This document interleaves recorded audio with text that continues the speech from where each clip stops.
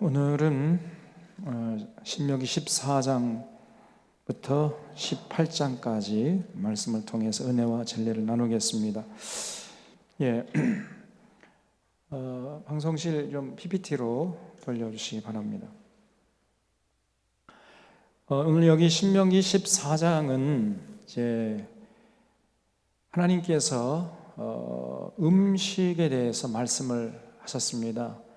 그래서 우리가 먹을 수 있는 음식과 먹지 말아야 할 음식, 이걸 구별해서 먹어라, 이렇게 하나님이 말씀하셨어요. 그래서 네 발 가진 동물 중에는 먹을 수 있는 거는 굽이 갈라지고 되새김질하는 가축은 먹을 수 있다는 거예요.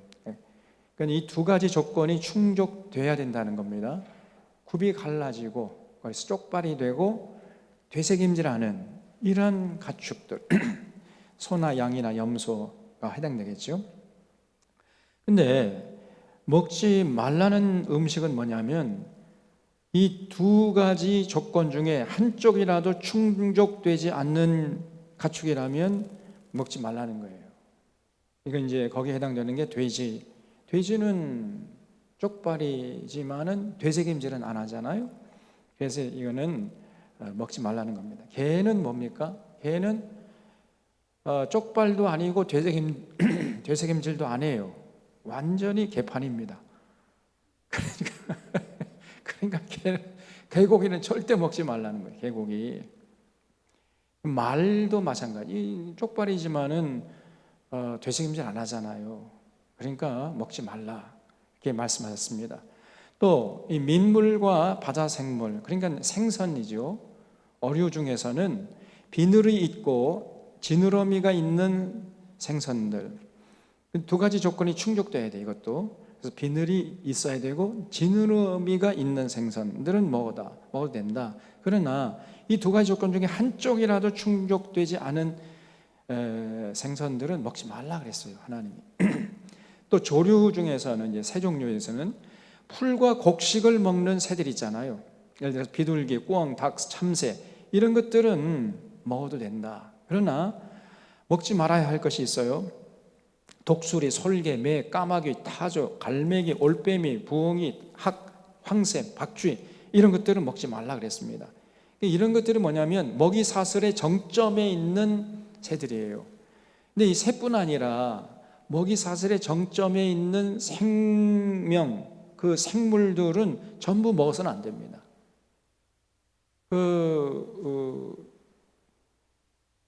새도 이 독수리, 이건 먹이 사슬의 정점이 있잖아요. 솔개, 매, 까마귀, 다 먹이 사슬의 정점이 있는 것들입니다. 새도 그렇지만은 물고기 중에, 그러니까 생선 중에서도요, 그 먹이 사슬의 정점에 있는 게 어떤 게 있겠습니까? 큰 고기들 있잖아요. 바다에서 큰 고기, 그게 뭐가 있어요? 예? 장어? 장어보다 더 큰 게 있어요. 뭐 큰 거 있잖아요. 몇 톤짜리 있습니다. 고래, 정말 고래도 여러분 잘 드시면 안 돼. 왜냐하면 환경 호르몬이 먹이 사슬을 통해서 전부 다 그 정점에 있는 생명체에 쌓이기 때문에 해롭습니다. 그 고래보다 조금 작은 게 있어요. 그게 뭐죠? 상어, 물론 상어도 그렇고 그 밑에 참치 드시면 안 돼요. 그래서 저 미국에서는 임산부들에게 참치 먹지 말라는 경고문이 반드시 붙어 있습니다. 그 참치 캔 깡통에 임산부는 위험하니 먹지 마시오, 이렇게 돼 있어요. 왜냐하면 이 참치가 먹이 사슬의 정점이 있어요. 환경 호르몬이 전부 다 참치 몸속에 쌓이는 겁니다. 여러분은 조금 드셔도 돼요. 이제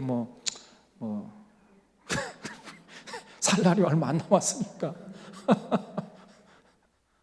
그런데 이 젊은 사람들, 또 아기를 낳아야 할 이런 청년들은 그런 거 조심해야 됩니다. 특별히 임산부들 조심해야 돼요. 그래서 음식법에는 인간을 향한 하나님의 지극한 사랑이 담겨 있습니다. 이게 우리를 괴롭게 하고 고통스럽게 하기 위해서 이거 하라 저거 하라 이렇게 명령한 게 아니라 우리의 건강을 위해서 하나님이 이렇게 염려가 되기 때문에 말씀하신 거예요. 그래서 하나님은 우리의 육체 건강을 염려하시는 겁니다. 우리의 정신이나 영혼뿐 아니라 우리의 육신의 건강까지도 우리 하나님이 염려하셔가지고 14장에 자세히 말씀해 놨어요. 이건 레위기 11장에서도 똑같은 얘기가 나오잖아요. 자, 그래서 여기 14장 3절에 보면 너는 가증한 것은 무엇이든지 먹지 말라. 너희가 먹을 만한 짐승은 이러하니 소와 양과 염소, 사슴, 노루, 붉은산 사슴, 산염소, 볼기가 흰 노루와 뿌리 긴 사슴과 사냥, 이런 것도 먹어도 된다 그러죠. 9절에 물에 있는 모든 것 중에서 이런 것은, 그리고 6절에 보면요, 그러니까 이제 이 동물 중에서 짐승 중에 굽이 갈라져 쪽발도 되고 색임질도 하는 것은 먹어라 그랬지요. 그 다음에 9절에 보면 생선 중에서는 이런 것은 너희가 먹을지 지느러미와 비늘 있는 모든 것은 너희가 먹을 것이요 지느러미와 비늘이 없는 모든 것은 너희가 먹지 말아라. 이는 너희에게 부정함이니라. 또 정한 새는 모두 너희가 먹으려니와 이런 것은 먹지 못할지 독수리와 솔기와 물소리와 매와 새매와 매의 종류와 까마귀 종류와 타조와 타흐마스와 갈매기와 새매 종류와 올빼미와 부엉이와 흰 올빼미와 당아와 우릉과 노자와 황새 종류와 대승과 박쥐며 이런 것은 먹지 말라는 거예요. 이게 다 먹이 사슬의 정점에 있는 것들이거든요. 또 날기도 하고 기어다니기도 하는 것은 너희에게 부정하니 너희는 먹지 말 것이니라. 정한 새는 모두 너희가 먹을지. 이 정한 새라는 것은 이제 곡식과 풀을 먹는 새들이에요. 그래서 너희는 너희 하나님 여호와의 상민이라. 스스로 죽은 모든 것은 먹지 말 것이나 그것을 성중에 거류하는 개에게 주어 먹게 하거나 이방인에게 파는 것은 가니라. 이거 조금 그렇죠? 아니 자기가 먹지 못할 것은 남에게도 먹지 말도록 해야 되는데 개에게는 주어서 먹게 하라. 너무 배고픈 경우에는 그냥 먹게 해라. 어쨌든 여러분, 근데 오늘 이 시대에는요, 하나님이 먹으라고 한 것도 조심했어요. 먹으라고 한 것도 요즘에는 사실은 잘 먹어서는 안 돼. 왜냐면요, 전부 다 이 소 먹으라고 했지만은 쇠고기도 요즘엔 전부 사료가 GMO 옥수수입니다. GMO 옥수수하고 그 다음에 그 동물들의 사체에서 나오는 그러한 이 부산물들, 이런 것을 갈아가지고 사료를 만드는 거예요. 이걸 사료 렌더링이라고 합니다. 사료 렌더링. 돼지의 몸에서 나오는 부산물을 갈아가지고 소에게 먹이고, 소에서 나오는 부산물을 갈아서 돼지에게 먹이고, 주의 옥수수 섞어가지고 먹인단 말이에요. 여러분, 이 몬산토라는 책은 반드시 읽어보시라고 그랬죠. 몬산토. 이 몬산토라는 기업이 있어요. 이 미국의 유명한 그 GMO 농산물 생산하는 기업인데, 이 몬산토라는 책자의 부제가 죽음을 생산하는 기업이에요. 이 몬산토에서 생산하는 제품이 뭐냐? 죽음이라는 거예요. 죽음. 반드시 이 책을 읽어보셔야 돼요. 마니 모리크 로뱅이라는 프랑스의 여 기자가 이 몬산토에서 이제 GMO 옥수수, GMO 콩, GMO 면화 이런 걸 생산하거든요. 그래서 전 세계를 다니면서 이 GMO 농산물을 생산하는 농민들 그 삶을 추적해 가봤어요. 거기에 대한 기록입니다. 이 몬산토가. 그랬더니 이 몬산토에서 나오는 그 씨앗잖아요. 그 GMO 옥수수 씨앗, 콩, 면화 이런 거 씨앗을 받아가지고 심은 이런 농민들은, 이 사람들 몬산토에서는요, 요거 가지고 하면 부자 될 수 있다 이렇게 선전하거든요. 전부 다 파산을 해. 파산할 뿐 아니라 시름시름 앓다가 죽어요. 무서운 회사입니다, 이 몬산토가. 그래서 죽음을 생산하는 기업이야.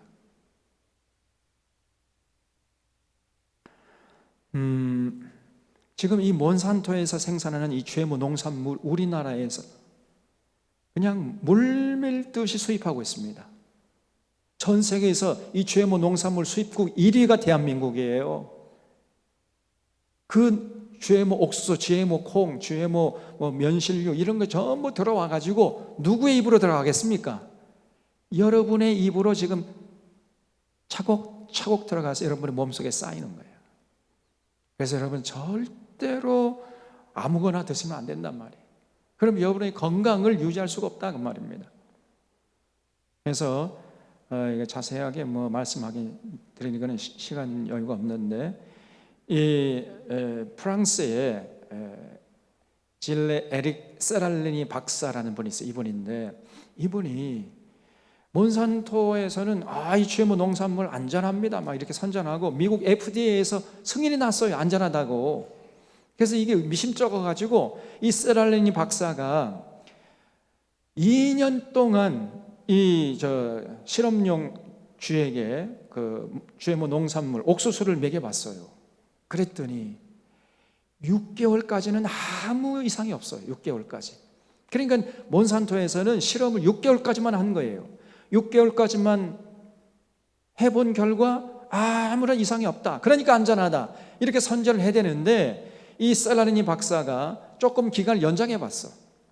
6개월 안에 2년 동안을 해보니까 6개월이 지나서부터 급격하게 이 실험용 생쥐의 몸속에 종양이 생기는 거예요. 이보세요, 이 종양이. 예? 끔찍한 종양이 생겨요. 이게 암덩어리다, 이게 전부 다. 그래서 여러분 절대로 GMO 농산물 안전하지 않습니다. 미국 FDA도 엉터리예요. 전부 다 이 몬산토에서 로비해가지고 전부 이렇게 뇌물 받아먹고 안전하다고 말하고 있는 겁니다. 그래서 2년 동안의 독성 연구에서 몬산토의 GMO 옥수수를 먹인 쥐들에게서 간과 신장에 심각한 손상 그리고 유방 종양과 같은 호르몬 교란이 일어났다는 논문을 발표했습니다. 이 세랄리 박사. 그래서 전 세계적으로 큰 충격을 받았어요. 그런데 이 논문을 게재한 미국의 저널 식품과 화학 독성학은 몬산토 연구원이 이 저널에 편집위원으로 들어간 다음에 납득할 수 없는 이유 없이 이 세랄리 논문, 이거는 잘못된 논문이다 해가지고 그냥 지워버렸어요. 몬산토의 입김이 작용한 겁니다. 그 정도로 이 몬산토의 영향력이 세단 말이에요. 근데 지금 이 몬산토가 지금은 독일의 바이엘 회사에게 팔렸어요. 지금은. 그래서 바이엘 몬산토 이렇게 나옵니다. 여러분 정말 조심하셔야 돼. 그래서 지금 시중에 미국산 GMO 옥수수, 팝콘 같은 건 거의 99.9%가 미국산 옥수수야. 절대 그런 거 드시면 안 돼요. 그리고 GMO 콩, 여러분 지금 시중에서 먹는 이 두부 같은 거 있잖아요. 대부분 미국산 GMO 콩으로 만드는 겁니다. 국산 콩으로 만들면 비싸니까 상인들이 그거 팔지 못해요. 그래서 여러분 GMO 콩으로 만든 두부 만들어 파는 데가 이렇게 간혹 있어요. 그런 데 가서 두부 사시려면 거기서 사 드시란 말이에요. 네? GMO 콩. 그래서 정말 조심해서 드셔야 돼요. 국산 콩. 사모님 자꾸 뭐라고 그러세요 그냥. 네. 물이 없는 건데 물 좀 주십시오. 그래서 정말 여러분 음식은 중요하잖아요. 우리의 육체적인 건강, 그뿐 아니라 정신적인 건강까지도 영향을 미칩니다. 또 영혼의 건강까지도 미쳐요. 그러니까 음식을 여러분 잘 가려 드셔야 돼요. 자, 그 다음에 14장 22절에는 너는 마땅히 매년 토지 소산의 11조를 드려라. 그럼 해마다 이제 22절부터 29절까지는 11조에 대한 규례가 나오는데 해마다 토지 소산의 11조를 드려라 그랬어요. 이 11조는 레위인들의 생활과 성전 유지를 위해서 이제 쓰는 거죠. 그 다음에 여기 28절에 보면요, 매 3년 끝에 그 해 소산의 10분의 1을 다 내어 내 성읍에 저축하여 너희 중에 분깃이나 기업이 없는 레위인과 내 성중에 거류하는 객과 및 고아와 과부들이 와서 먹고 배부르게 하라. 그리하면 내 하나님 여호와께서 내 손으로 하는 범사에 내게 복을 주시리라 그랬죠. 그러니까 3년마다 이제 11조를 드리라는. 그러니까 3년째 되는 해는 10에 몇 조를 드려야 돼요. 해마다 드리는 11조 드리고 또 3년마다 드리는 11조 드려야 되면 10에 2조를 드리라는 거죠. 그래서 매 3년마다 드리는 11조는 어디에 쓰느냐?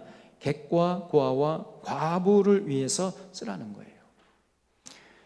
그래서 가난한 자들이 없도록 더불어 살아가는 세상을 만드는 데 관심 갖고 거기에 헌신해다오, 이렇게 하나님이 지금 부탁하는 겁니다. 그 다음에 이제 15장에서는 이제 그 유명한 면제전이 나와요. 면제년. 그래서 1절부터 11절까지는 이게 빛이 조금 잘못돼, 치읓이 아니고 지읒입니다. 빚을 면제해줘라 그랬죠. 그래서 여기 15장 1절에 매 7년 끝에는 면제하라. 그래서 면제년이에요. 그러니까 출애굽을 시작해가지고 출애굽을 기점해가지고 매 7년째 되는 해마다 면제년을 지켜라. 다른 말로 하면 안식년이죠. 안식년을 지켜라 그랬어요. 그럼 그 해가 되면은 면제의 규례는 이러하니라. 그의 이웃에게 구워준 모든 체주는 그를 면제해주고 그의 이웃에게나 그의 형제들에게 독촉하지 말지니 이는 여호와를 위하여 면제를 선포하였습니다. 그랬어요. 네, 맞습니다.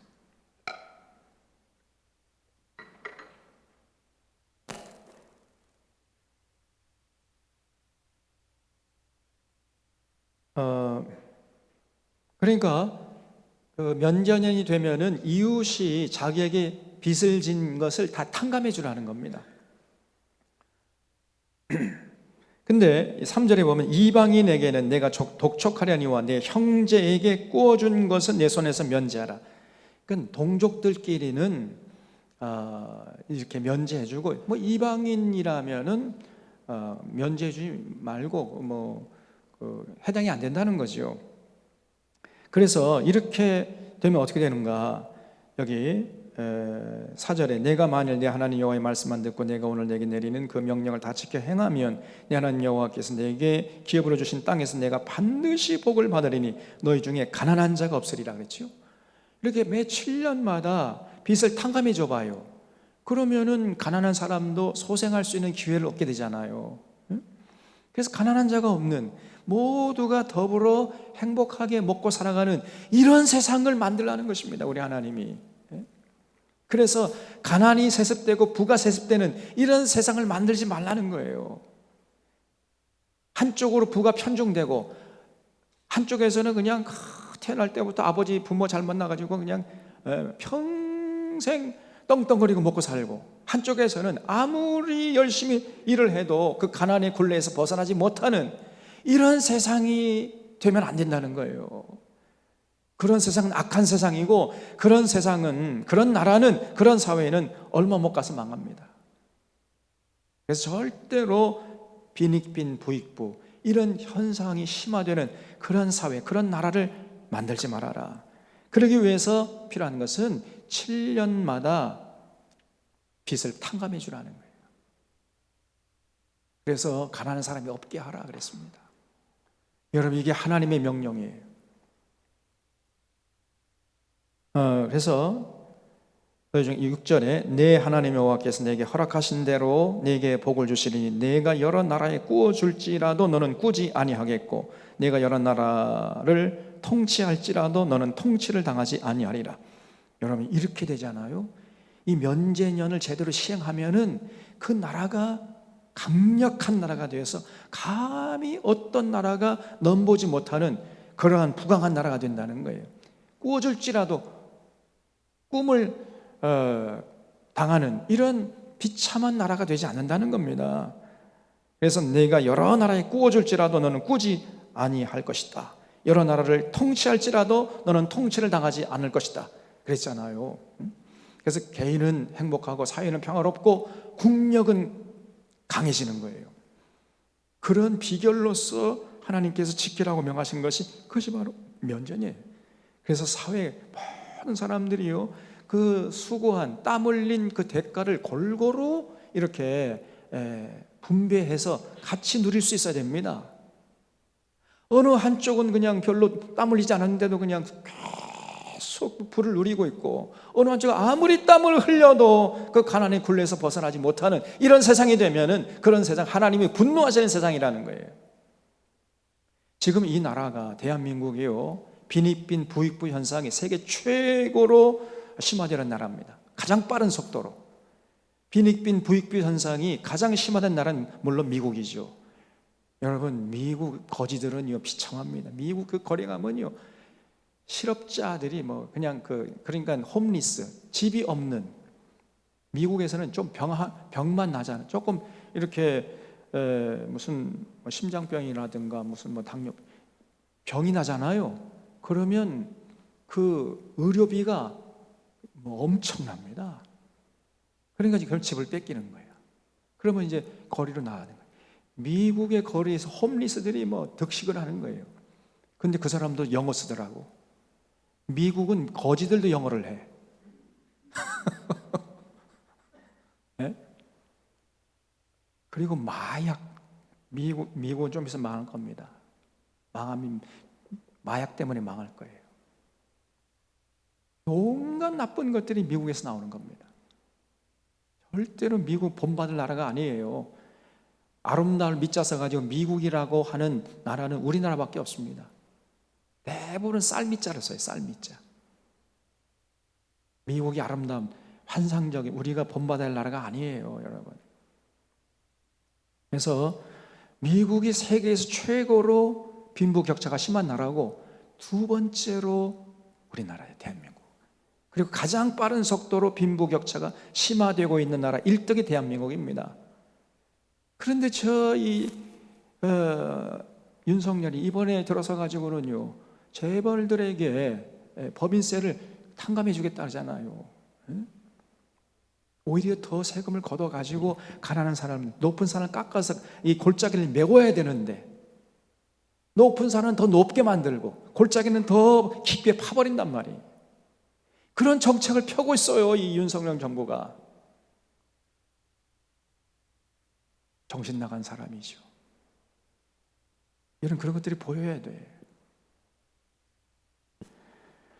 그래서 우리 하나님의 그 명령과 하나님의 뜻을 정면으로 거부하고 있습니다, 윤석열 정부가. 노무현 정부랑 문재인 정부가 이렇게 좀 종부세, 종합부동산세 걷어가지고 가난한 사람들, 그리고 사회 인프라도 좀 구축하고 이렇게 하려고 그러면은 정부 잡아 빨갱이 정부래.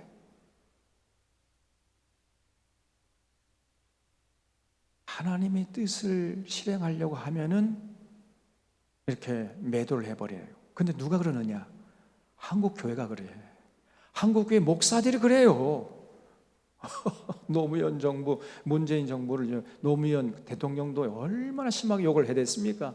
문재인 정부도, 노무현 정부, 이 조선일보 사수에는 저 대통령 입을 재봉틀로 박아버려라, 이런 사설을 썼습니다, 여러분. 네.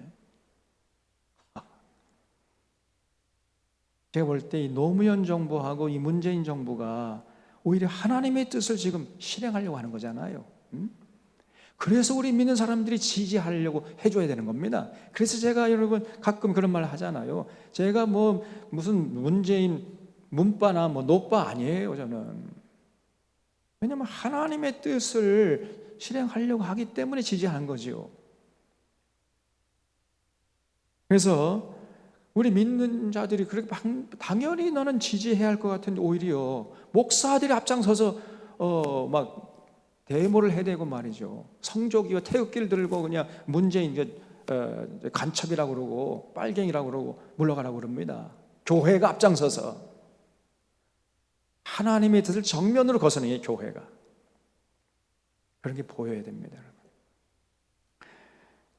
전혀 이 신명기의 말씀을 모르고 있어요. 하나님 어떤 분이 전혀 모릅니다, 목사들이. 그래서 너희가 이렇게 7년마다 빚을 가난한 자들 탕감해 주면 그러면은 세상이 다 더불어 살아가는 세상이 되지 않겠느냐.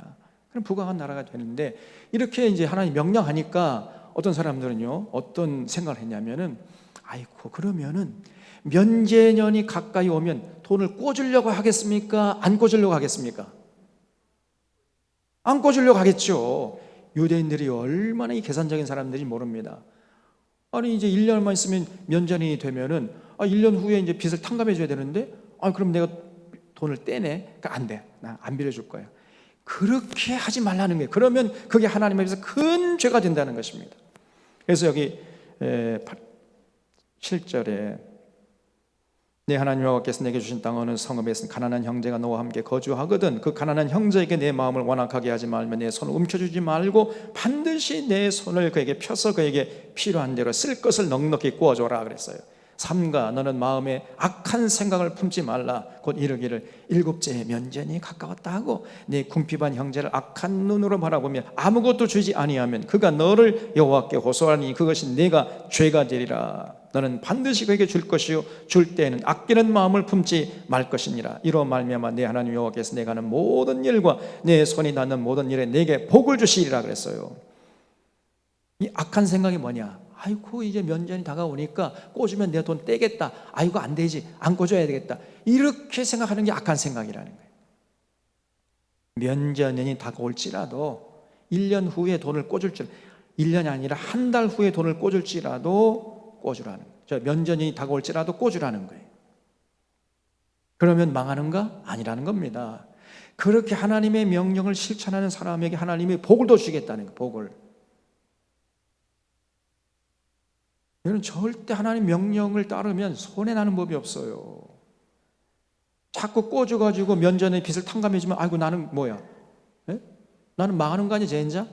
그게 아니고 그런 사람에게 하나님이 더 복을 물 붓듯이 부어주시겠다는 겁니다. 이게 하나님의 약속이에요.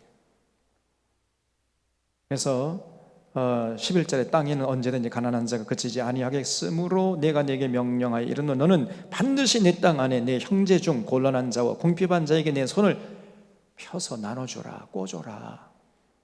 그래도 안 망한다는 거예요. 그러면 그래서 더 부자가 된다는 겁니다, 여러분. 자, 그 다음에 그래서 면제해 주라는 것은 부가 세습되고 가난이 세습되는 사회를 만들지 않기 위함이었습니다. 골고루 더불어 살아야 할 거 아니에요. 골고루. 그래서 윤석열 정부 여거는 완전히 반성경적이고 거의 악령이 지배하는 정부입니다. 제가 볼 때. 자꾸만 무슨 건진법사나 무슨 무당을 찾아다니잖아요. 저 대통령이나 작자가. 그다음에 이제 12절부터는 안식년이 되면요 또 한 가지 해야 할 게 뭐냐? 종을 해방시키라는 거예요. 종. 노예마저도 해방시켜라 그랬어요. 그래서 12절 내 동족 히브리 남자나 히브리 여자가 내게 팔렸다 하자 만일 6해 동안 너를 섬겼거든 7째 해에는 너는 그를 놓아 자유롭게 할 것이라 그랬지요. 그래서 면전인이 되면은요 빚도 탕감해 줄 뿐 아니라 노예도 해방시키라는 거예요. 노예도. 근데 그 대신에 그 해방시킬 때 그 선택권을 노예에게 주라는 거예요. 노예에게. 그 노예를 해방시킬 것인가 말 것인가 그 선택을 주인이 갖게 되면 어떻게 되는 거예요? 노예 해방이 아니라 노예 추방이 될 수 있잖아요. 노예가 생각해 보니까 지금 내가 이 집 나가봤자 아무런 준비도 안 돼 있고 먹고 살 길이 막막하면 나 안 나가겠습니다. 그렇게 할 수도 있잖아요.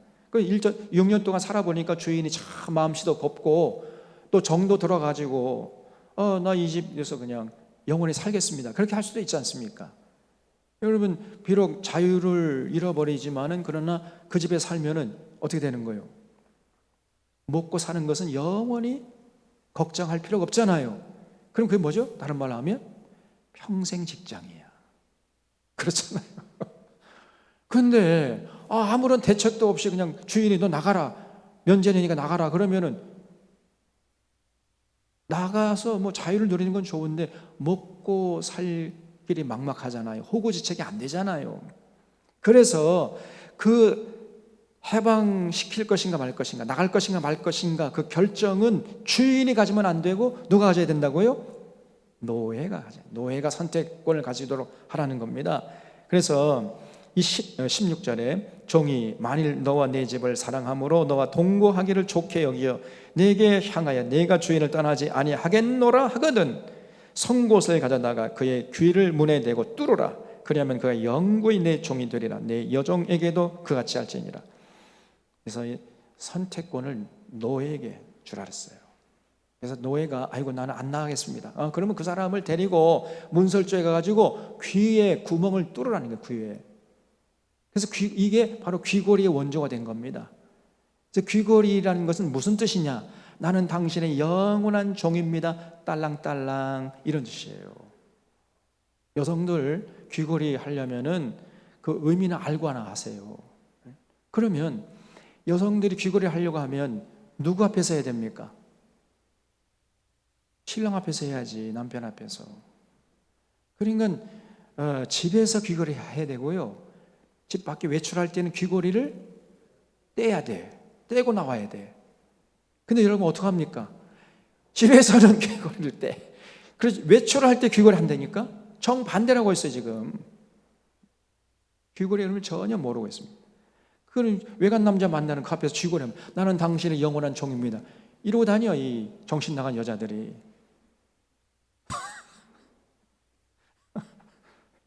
그러니까 여러분 이 성경 말씀을 좀 제대로 좀 아세요. 그래서 송곳을 가져다가 그 귀를 문에 대고 뚫으라. 그러면 그가 영구히 너의 종이 되리라. 네 여종에게도 그같이 해라 그랬어요. 그래서 면전이 되면요 노예마저도 해방시키라 그랬습니다. 자, 그 다음에 16장에서는 이제 3대 절기를 지키라 그랬어요. 이스라엘 청년 남자라면 반드시 1년에 3번 하나님 앞에 나와서 절기를 지키라는 겁니다. 그 절기가 뭐냐? 6월절과 77절과 초막절이에요. 그러니까 6월절과 그 이어지는 절기가 이제 무교절이죠.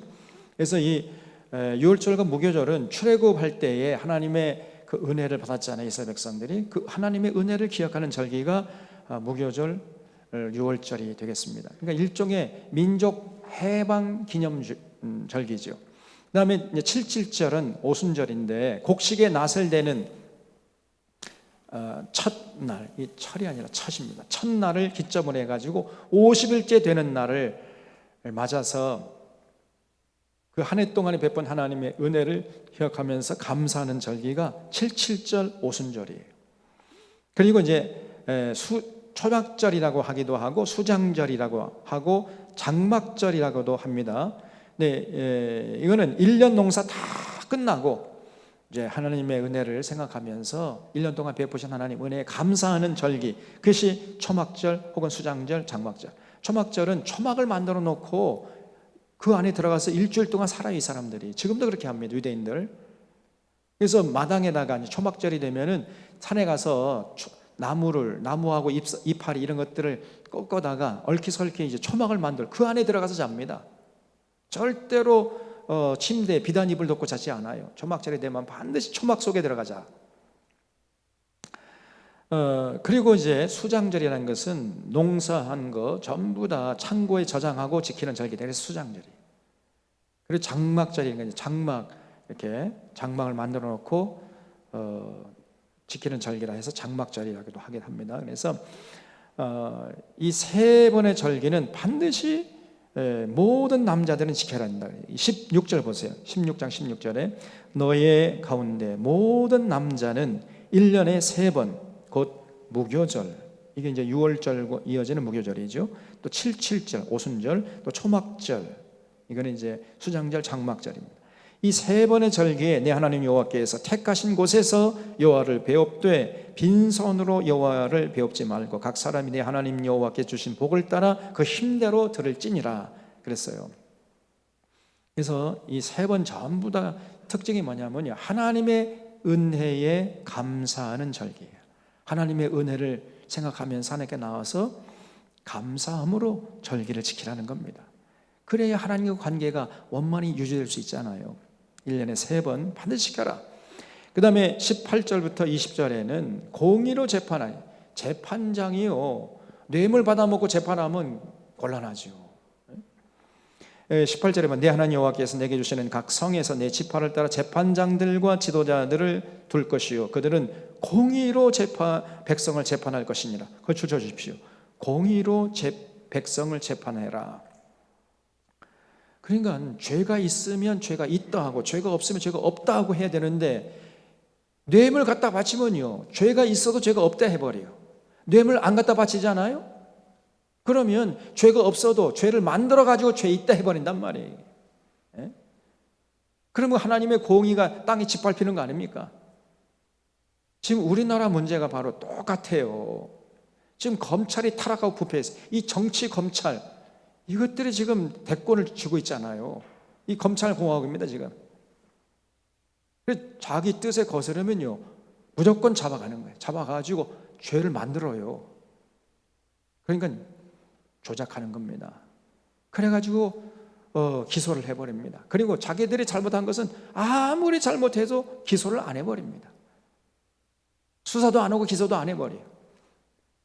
경찰에서 기소 의견으로 성취를 하면은 검찰이 딱 보고 그냥 뭉개버립니다. 그래서 이 검찰들에 대한 기소율은 0.01%인가 그밖에 안 돼요. 아무리 잘못해도 검찰은요 기소를 안 해버려요. 자기들 식구라고 해가지고. 이런 놈의 세상에 어디 있습니까? 네? 그리고 정말 하나님의 뜻대로, 그리고 이 나라를 위해서 헌신하려고 하면 그런 의인들은 다 잡아다가 그냥 막 죄를 뒤집어 씌워버려가지고 기소를 해버리고 재판을 받게 해가지고, 재판에서 무죄가 난다 할지라도 이미 이제 사회적으로 낙인이 찍혀버린 거예요. 그래서 가정을 풍지박산 내고 이런 짓을 하고 있습니다 지금 검찰이, 저 윤석열 그 일당들이. 그런데 이 무지한 이 어리석은 이 국민들이 이 언론에 휘둘려 가지고 또 이 교회의 이 목사들이 윤석열 찍어라 해가지고 결국은 윤석열을 저 괴물 같은 놈을 대통령을 만들어 놓은 거 아닙니까? 더더욱 지금 하나님의 공의가 땅에 떨어져 짓밟히고 있는 형국이에요. 절대 여러분 이런 현상을 용납하면 안 됩니다, 우리 믿는 자들이. 그래서 여기 19절에 너는 재판을 굽게 하지 말며 사람을 외모로 보지 말며, 그렇잖아요. 돈이 있다고 해가지고 그냥 모른 척하고 돈 없으면 그냥 무시하고 이렇게 하면 안 된다는 거예요. 사람을 외모로 보지 말고 뇌물을 받지 말라 그랬습니다. 뇌물은 지혜자의 눈을 어둡게 하고 의인의 말을 굽게 하느니라. 너는 마땅히 공의만을 따르라. 그리하면 네가 살겠고 네 하나님 여호와께서 내게 주시는 땅을 차지하리라. 그래서 여러분, 그 사회의 공동체를 유지하기 위해서 제일 중요한 게 사법부가 정의로워야 돼. 그러니까 판사하고 검찰이 정의로워야 되는데 지금 그렇지 않아요. 검찰도 썩었고 판사도 검찰에서 휘둘리고 있단 말이에요.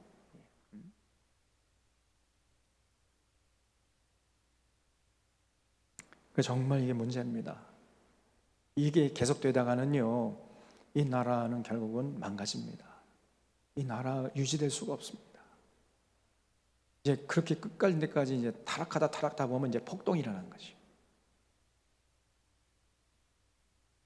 어리석은 것들이 죽을 짓을 자초하고 있습니다.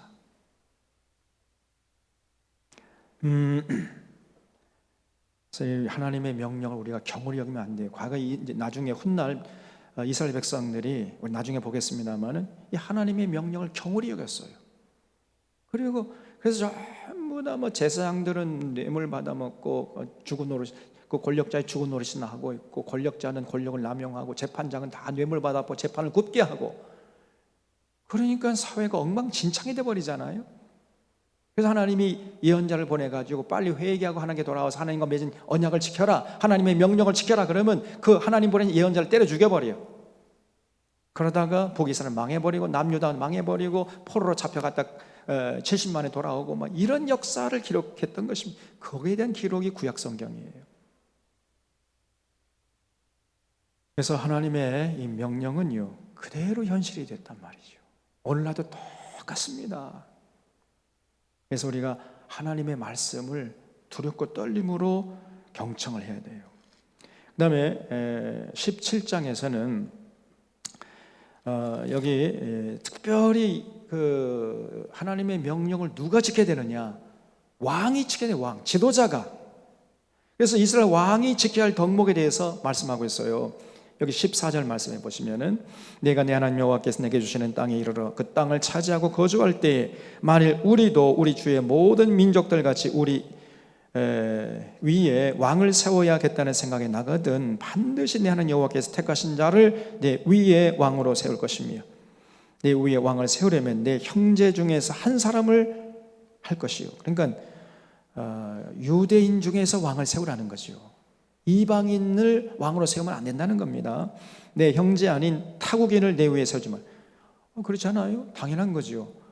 아니 저 일본 사람을 우리나라 대통령으로 뽑으면 되겠습니까? 됩니까? 안 됩니까? 안 되겠죠? 근데 지금 그러고 있잖아요. 지금 대한민국이. 저 윤석열은 대한민국 사람 아닙니다. 전 일본 사람이야. 그 의식 구조는 다 일본 사람이라니까. 지금 총리, 저 여당의 대표, 저 누구예요? 정진석이라는 사람. 저 사람 의식 구조는요, 완전히 저 일본 사람입니다. 한국 사람 아니에요. 토착 외구라고 그러죠. 이걸 토착 외구. 그런 사람이 대통령이 되고 국회의원이 된다는 말이에요. 이 국민들이 너무나 어리석어요. 어떻게 그런 사람들, 이 토착 외구를 여러분 대통령으로 만들어주고 국회의원을 찍어주냔 말이에요. 그러니까 여러분이 투표 잘못한 그 대가를 치러야 돼. 어쩔 수가 없습니다.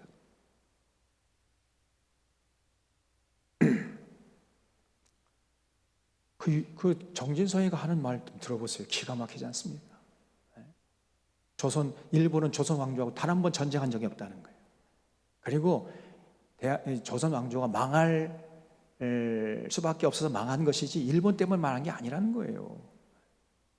그 일본을 편들고 있어요. 이게 소위 식민지 사관. 저 사람 지금 식민지 사관 차마 그 말까지는 못하지만 이미 그 속에 딱 자리 잡고 있습니다. 저런 사람이 여당 대표니 말이에요. 근데 국민의힘이 사람들 가운데 그렇게 생각하는 사람들이 굉장히 많습니다. 우리나라 교수들 중에서도 많고요. 목사들 가운데 사람도 많아. 그러니 이게 도대체 일본 군대가 다시 올 수 있습니다, 여러분. 한반도 땅에. 일제 조선 왕조 말기처럼 일본 군대가 여러분 앞에 다시 출몰할 수 있다니까요. 지금 윤석열이가 독도에다가 그 우길기를 단 일본 군함을 끌어들여가지고 전쟁 연습을 했잖아요. 여러분, 세계에서 최강인 미군하고 동맹이잖아요, 우리가. 미군하고 동맹이고, 세계에서 여러분, 군사력 6위에 우리나라가. 군사력 6위하고, 세계 최강 미군하고만 합해도 얼마든지 북한 무찌를 수 있잖아요. 일본이 껴야 이길 수 있습니까? 아무리 미사일 쏴대도 미군이 우리 힘으로만 해도 우리가 이길 수 있어요. 북한은요 경제력이 뒷받침되지 않기 때문에 전쟁을 수행할 수 있는 능력 자체가 없습니다, 여러분. 그래서 핵무기를 지금 만들려고 하는 거 아닙니까? 그 우리나라 국력이 있고 막강한 군대가 있고 또 미군이 뒷받침하고 있는데 그 일본을 또 끌어들여. 전혀 불필요한 짓을 하고 있는 겁니다. 그러면 일본 군대가 여러분 원래는 평화 헌법을 가지고 절대 군대를 갖지 못하게 돼 있어요. 그 제2차 세계대전 패전국이라 해가지고 다시 군대 가지면 저놈들 또 나쁜 짓 할까 이렇게 해가지고 군대를 못 갖게 평화 헌법을 만들어 버렸거든요. 근데 지금 윤석열이 앞장서서 일본 군대를 용인하는, 수용하는 이런 짓을 하고 있단 말이죠, 지금. 완전히 이 윤석열은요, 이 일본 사람이야, 제가 볼 때. 이 한국 사람이 아닙니다. 나는 일본 사람이니이다. 그런 사람을 지금 한국교회 목사들이 지지하고 찍어주라고 그렇게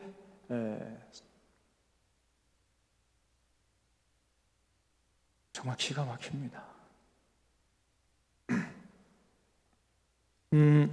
그래서 여기 너희 형제 중에서 한 사람을 세울 것이요 형제 아닌 타국인을 내 위에 세우지 말 것이며 그는 왕이 된 사람은요 어떻게 되냐 병마를 많이 두지 말 것이요 군대를 많이 두면 안 됩니다. 그리고 병마를 많이 어지르고 그 백성을 애굽으로 돌아가게 하지 말 것이니 이는 여호와께서 너희에게 이르시기를 너희가 이후에는 그 길로 다시 돌아가지 말 것이라 하셨음이며 그에게 아내를 많이 두어 그의 마음이 미혹되게 하지 말 것이며 자기를 위하여 은금을 많이 쌓지 말 것이니라. 그렇죠? 그래서 만약에 이제 왕이 세워지면 그 왕이 지켜야 할 덕목이 뭐냐? 첫 번째, 군대를 많이 양성하지 말라래. 하나님을 의지해. 군대를 많이 양성하면은 군대의 힘을 의지해서 나라를 유지하려고 교만해질 거 아닙니까? 그러면 반드시 타락하게 된다는 거예요. 그래서 군대를 많이 양성하지 말아라. 또 아내를 많이 두지 말라 그랬어요. 아내. 여인의 치마폭에 푹 휩싸이면요 정신이 이제 희미해져 가지고 정신이 타락합니다. 절대로 지도자는 이 아내들, 이 여인들 가까이 하지 말라 그랬어요. 그리고 은금을 많이 쌓아두지 말라. 은금. 세상 부귀영화 그냥 막 산의 진미를 누리기면은 반드시 정신이 타락하게 되어 있습니다. 그래서 왕이 오늘날은 대통령이라든가 뭐 국회의원들, 뭐 장차관들 이런 지도층이 되면은요 바로 이 세 가지를 염두에 둬야 돼. 하나님을 의지해야지. 그리고 겸손하고 이런 명철한 그 나라를 사랑하는 그런 생각을 가지고 국민들을 섬길 이런 자세를 잃지 말아야지. 이런 세 가지 것에 휘둘리게 되면요 정신이 희미해져 가지고 금방 타락해 버립니다. 그래서 악의 도구로 자기가 쓰임 받는지도 모르다가 인생 망치는 거예요. 그래서 절대로 이 세 가지 두지 말고 해야 할 건 뭐냐? 18절에 그가 왕위에 오르거든 이 율법서의 등사본을 레위 사람 제장 앞에서 책에 기록하여 평생에 자기 앞에 두고 읽어 그의 하나님 여호와 경외하기를 배우면 이 율법의 모든 말과 이 규례를 지켜 행할 것이라 그랬어요. 그래서 여러분 왕이 된 사람은요 반드시 이 율법서, 이 율법서는 뭐지? 창세기, 출애굽기, 레위기, 민수기, 신명기 5권, 이 율법서 5권을 등사해가지고 복사해서 옆에 두고 계속 읽으면서 자신을 돌아보고 그리고 변질되지 않도록 스스로 노력하라는 것입니다. 그래서 이 등사본을 가까이 두고 평생 읽고 지켜 행하라 그랬어요. 그럴 때 교만하지 않을 수 있게 되고 그러면은 그 왕위에 있는 날이 장구하게 될 것입니다. 정말 참 아름다운 이름을 남긴 참 멋진 왕으로 역사 속에 남을 것입니다. 그래서 병마, 군대 의지하지 말고 여인들의 치마폭에 휘둘리지 말고 그 부귀영화 거기에 마음 뺏기지 말고 항상 율법서를 가까이 하면서 하나님 사랑하고 그리고 이웃 국민들 사랑하는 마음을 권력을 남용하지 않고 선용하는 이러한 지도자가 되라. 이렇게 하나님이 신신당부했습니다. 근데 훗날 이런 하나님의 명령을 다 왕들이 팽개쳐 버렸어요. 그 대표적인 사람이 솔로몬이죠. 솔로몬이 젊었을 땐 굉장히 지혜로웠잖아요. 그런데 솔로몬이 점점 이제 왕위에 있으면서 교만해져 가지고 군대를 많이 양성했어요. 병마를 많이 두고 아내를 많이 뒀는데 몇 명을 뒀느냐? 무려 아내가 1000명입니다. 그럼 좀 놀래주세요. 1000명이라니까 아내가. 여러분 몇 명이요? 이 솔로몬은 아내가 1000명이야. 그러니까 정신이 희미해진 겁니다. 그리고 은금을 많이 쌓아뒀어요. 그리고 하나님의 명령, 이 율법서 등사본을 가까이 두고 평생 읽고 팽개쳐 버렸습니다. 그러니까 뭐 솔로몬이 나중에는 교만해져 가지고 우상 숭배하고 전 국민들 우상 숭배케 하고 그래서 결국은 솔로몬이 죽자마자 나라가 두 쪽으로 갈라지는 이런 비극적인 역사를 기록하게 된 거예요. 그러니까 아주 비참한 인생이 된 거예요. 실패한 인생이 되고 만 거죠. 솔로몬이. 그렇게 치열했던 솔로몬이 이 하나님의 명령대로 하지 않았기 때문에 결국은 교만해 변질되고 타락해버렸던 것입니다. 그래서 여러분 반드시 지도자가 되면은 이 네 가지 이거를 명심해야 돼. 그다음에 18장에서는 가나안 족속의 가증한 일을 본받지 말라 그랬어요. 18장 여기 9절 말씀에 보면은 내 하나님 여호와께서 내게 주시는 땅에 들어가거든. 그건 이제 가나안 땅이죠. 너는 그 민족들의 가증한 행위를 본받지 말 것이니 그 가나안 족속의 문화를 절대로 수용하지 말라는 것입니다. 그의 아들이나 딸을 불 가운데로 지나가게 하는 자. 제가 지난주에 말씀드렸죠. 기후제 드린다고 하면서 하늘에서 비가 내리지 않으니까 바알과 아사로 그 앞에서 자기 자식을 잡아가지고 제물로 갖다 바쳤어요. 바알과 아스토롯 앞에 자기 자식을 목을 따가지고 뭐 제물 각을 떠서 피를 내가지고 이런 끔찍한 짓을 했단 말이. 가나안 문화가, 바알 종교가 그렇게 끔찍합니다. 그런 짓 절대로 하지 말아라. 우리 하나님께서 명령했어요. 이 민족들의 가증한 행위를 본받지 말 것이니 그의 아들이나 딸을 불 가운데로 지나게 하는 자나 점쟁이 그리고 길흉을 말하는 자, 요술하는 자, 한마디로 말하면 이 무당이죠. 이것들이 무당. 점쟁이나 길흉을 말하는 자, 이 무당 아닙니까? 무당. 그리고 진원자가 뭐예요? 네? 이런 무슨 종교적인 구호 이런 것들을 끊임없이 되풀이하는 뭐죠? 무슨 있잖아요. 그런 거 뭐죠? 일본에서 들어온 그 종교가 있어요. 남미호랑개교, 온만이 밤매 끊임없이 그게 진언하는 겁니다. 오늘날 교회가 하는 방언이 바로 진언이에요. 아무런 뜻도 없는 그러한 구호를 끊임없이 외치는 거예요. 그냥 자기도 모르는 말을 끊임없이 수없이 2시간 3시간씩 반복하는, 그게 진언하는 거예요. 그거 하지 말아라 그랬어요. 하나님이. 진언하는 자나 신접한 자, 귀신 들려가지고 자기가 하나님과 직동 계시 받았다 이런 놈들, 신언접자나 박수, 남자 무당이죠. 초혼자, 영혼을 불러낸다는 거예요. 초혼자를 너희 가운데 용납하지 말라. 이런 신비주의적인 행태를 보이는 이런 사람들을 절대로 용납하지 말라는 거예요. 오늘날 한국교회가 이 신비주의에 물들어 있습니다. 뭔 말이에요? 그래서 이런 일을 행하는 모든 자를 여호와께서 가증히 여기시나니 이런 가증한 일로 말미암아 내 하나님 여호와께서 그들을 내 앞에서 쫓아내시니라. 너는 내 하나님 여호와 앞에서 완전하라. 내가 쫓아낼 이 민족들은 길흉을 말하는 자나 점쟁이의 말을 듣거니와 내게는 내 하나님 여호와께서 이런 일을 용납하지 아니하시느니라 그러지요.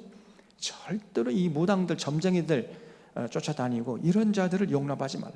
무당이나 박수, 진언자들, 박수무당이라고 그러지? 이런 자들은 돌로 때려 죽여라 그랬어요. 그런데 오늘날 대통령이 이 무당을 쫓아다니고 대통령의 아내가 김건희라는 요괴가 자기가 무당과는 벌써 차원이 다른 더 급이 높은 법사들 수준이라는 자기가, 이런 여자가 지금 대한민국을 대표하는 대통령의 부인이 되고 있단 말이에요. 그 뒤에서 무슨 짓을 하겠습니까? 이 사람이, 이 여자가. 전부 다 이 윤석열이 보니 껍데기만 남아있는 놈이야. 이게 지 아내가 시키는 대로 해. 또 그리고 이 아내는 또 이 무당들에게 영향받아가지고, 그럼 이 나라가 도대체 어떻게 되는 겁니까? 이게 도대체가. 그런데 목사들이 윤석열 또 지지해. 저 이단의 신천지에 연루되어 있고 신천지의 지지를 받고 있고 무당의 지지 후원을 받고 있는 이런 윤석열이를 대한민국 목사들이 또 지지하는 거예요. 이게 도대체가 어떻게 된 노릇입니까?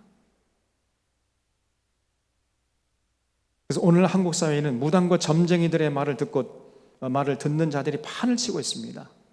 타락한 목사들이 그런 자들을 또 지지하라고 또 교인들을 선동하고 있어요. 또 다음 주가 종교개혁주일인데 한국 교회를 어디서부터 개혁해야 할지 막막하기만 합니다. 완전히 쓸어버려야 돼. 그리고 다시 시작해야 돼. 이거 어디 하나 상한 곳이 있어야 뭐 그거 가지고 뭐 하든지 말든지 할 거 아닙니까? 다 썩었는데 뭐. 그 기본부터 철저히 무너뜨리고 다시 세워야 됩니다. 제가 지난번에 하메노에 가봤더니 뭐 평생 목회하고 뭐 은퇴한다는 전임 증경 노회장이 자기가 뭐 후배 목사들에게 뭐 부탁한다 하면서 한다는 얘기가 구약 성경은 뭐 별로 가치가 없고 신약 성경 예수님 말씀만 하래 목사들 보고. 그게 초대교회에 일어났던 몬타누스 말시온 이단입니다. 그래서 구약 성경과 신약 성경 하나님이 다르다. 그래서 구약 성경은 제거해야 되고 신약 성경 그 예수님이 보내주신 그 하나님이 진짜 사랑의 하나님이고 구약의 하나님은 깡패 하나님이다. 그러면서 이 말시온이라는 이단이 구약 성경은 성경에서 제거시켜야 된다. 이런 말을 했거든요. 그래서 이단으로 정죄됐습니다. 그게 초대교회에 있었던 건데 오늘날 한국의 노회장이라는 작자가 그런 얘기를 한단 말이에요. 그 비슷한 얘기를. 평생 그렇게 목회를 해왔으니 그 교회 성도는 어떻게 생각하겠어? 에? 여러분 구약 성경을 모르면요 절대로 신약 성경 이해할 수 없다 그랬잖아요. 예수님의 십자가 사건의 의미를 절대 알수 없습니다. 예수 믿을 수가 없어요. 왜냐하면 구약성의 신약 성경의 배경이 되어주기 때문에 반드시 구약 성경하고 신약 성경의 그 가치가 복음과 똑같아요. 그러니까 똑같이 강조를 해야 돼. 전체를 강조해야 돼요. 그런데 뭐 신약 성경 강조하고 예수님만 말 설교하고 구약 성경 이거는 뭐 별로 가치가 없. 이런 식으로 설교를 해대고 있단 말이에요. 초대교회 말시온 이단이에요, 저게. 그런 사람들이 존경받는 목사님이고 노회장이라는 거예요. 총회장도 대부분 다 그런 생각하고 있습니다. 그러니 한국 교회가 건강할래야 건강할 수가 없는 거지. 그래서 다음 주일 날 이 종교 개혁 주일인데 무슨 설교해야 할지 모르겠어요. 전부 다 쓸어버려야 됩니다. 다시 정말 제2의 종교 개혁이 일어나야 돼. 철저하게 잘못된 거 무너뜨리고 다 쓸어버리고 새로 시작해야 됩니다. 그렇지 않으면 한국교회에 소망이 없어 제가 볼 때. 자, 그래서 이렇게 그 가증한 이 가나안의 문화, 가나안 족속의 종교 받아들이지 말아라. 만약에 너희들이 그렇게 받아들이면 어떻게 되는가? 선지자를 내가 언젠가 일으킬 것이라고 하나님이 약속했습니다. 15절에 보면 내 하나님 여호와께서 너희 가운데 내 형제 중에서 너를 위하여 나와 같은 선지자 하나를 일으키시니 너희는 그의 말을 들을지니라. 이것이 곧 내가 총회의 날에 호렙산에서 내 하나님 여호와께 구한 것이라. 곧 내가 말하기를 내가 다시는 내 하나님 여호와의 음성을 듣지 않게 하시고 다시는 이 큰 불을 보지 않게 하소서. 두렵건대 내가 죽을까 하나이다 하매 여호와께서 내게 이르시되 그들의 말이 옳도다. 내가 그들의 형제 중에서 너와 같은 선지자 하나를 그들을 위하여 일으키고 내 말을 그 입에 두리니 내가 그에게 명령하는 것을 그가 무리에게 다 말하리라. 누구든지 내 이름으로 전하는 내 말을 듣지 아니하는 자는 내게 벌을 받을 것이요 만일 어떤 선지자가 내가 전하라고 명하지 아니한 말을 제 마음대로 내 이름으로 전하든지 다른 신들의 이름으로 말하면 그 선지자는 죽임을 당하리라 하셨느니라. 무섭게 하나님 말씀하시죠. 그래서 여러분 하나님 이스라엘 백성들이 하나님과 맺은 언약을 지키지 않을 때 선지자를 보낼 것이라고 약속했습니다. 시내 산에서 이스라엘 백성들이 다시는 하나님의 음성을 듣지 않게 하시고 다시는 이 큰 불을 보지 않게 해달라고 요청했기 때문에 하나님 가만히 보니까 하나님 직접 만나는 게 이렇게 두렵고 떨리는 일이거든요. 그래서 시내 산에서 그때 시내 산 하나님이 강림하실 때 막 땅이 지진 나가지고 막 산이 흔들렸다 그랬죠. 그리고 옹기점 연기같이 막 피오르고 큰 나팔 소리가 나고 막 이러니까 이스라엘 백성들이 하나님 제발 직접 말씀하지 마시고 어떤 사람을 택해가지고 그 사람을 통해서 우리에게 말씀해 주시옵소서 이렇게 부탁했거든요. 그 말씀 너희들의 말이 옳다. 그래가지고 이제 내가 얘기하고 싶을 때 선지자를 이렇게 세울 것이다. 선지자를 너에게 보낼 것이니까 그 선지자의 말을 너희들이 잘 듣고 빨리 회개하고 돌아오면 너희 살 길이 열릴 것이라는 거예요. 그래서 선지자가 등장해서 하나님 말씀을 외칠 때 그의 말을 들으라고 하셨습니다. 듣지 않는 자들을 하나님이 벌하신다 그랬어요. 그리고 선지자는 어떻게 되느냐? 하나님이 전하라고 하신 말씀을 온전히 전해야 돼. 가감하면 안 됩니다. 더하거나 빼면 안 되고 또 왜곡하면 안 되고 하나님 말씀을 전하라면 그 말씀만 똑바로 분별해서 전할 수 있어야 된단 말이죠. 그렇지 않으면 그 선지자가 타락한 거죠. 아니 하나님이 선지자를 보냈는데 선지자가 타락하면 어떻게 되는 겁니까? 그러면 뭐 이제 그 나라는 소망이 없는 거죠. 그래서 그 후에 이제 이스라엘 백성들이 하나님의 언약을 팽개치니까 하나님이 약속대로 선지자를 보내요. 그래서 선지자가 혼신의 힘을 다해서 예레미야나 이사야나 미가서나 아모스나 호세아서 이렇게 보면은 그 선지자들이 혼신의 힘을 다해서 하나님 말씀 외치잖아요. 그럼 듣기 싫어해. 그 귀를 막고 이를 갈고 달려들어서 선지자를 때려 죽여버립니다. 그러다가 이제 마지막으로 하나님이 하나님의 아들을 보내면 저들이 때려 죽이지 않겠지 해가지고 아들을 보냈더니 야 저놈마저 죽여버리면 이제 저 포도는 우리 게 되지 않겠느냐 해가지고 아들마저 죽여버렸다는 거예요. 예수님께서 그렇게 이제 비유로 말씀했죠. 이게 이스라엘의 역사였습니다. 안 들어요. 들을 의지가 없고 들을 귀가 없습니다. 그러면 이제 하나님 앞에 저주받는 수밖에 없죠. 그래서 여러분 우리 들고보는 사랑교회 교인들은 정말 이 하나님의 말씀을 절대로 경홀히 여기지 말고 한 글자라도 소홀히 여기지 말고 여러분 정말 귀를 쫑긋 세워서 듣고 마음에 새기고 삶 현장에서 실천하시려고 해야 돼요. 그게 진정한 믿음의 사람의 모습이다 하는 것을 잊지 말고 이 땅에 사는 날 동안까지 정말 하나님의 뜻을 받들어서 하나님을 기쁘게 하고 또 하나님 주시는 모든 복락을 누리면서 권세 있는 삶을 살아가는 귀한 인생들 되시기를 바랍니다. 기도하겠습니다.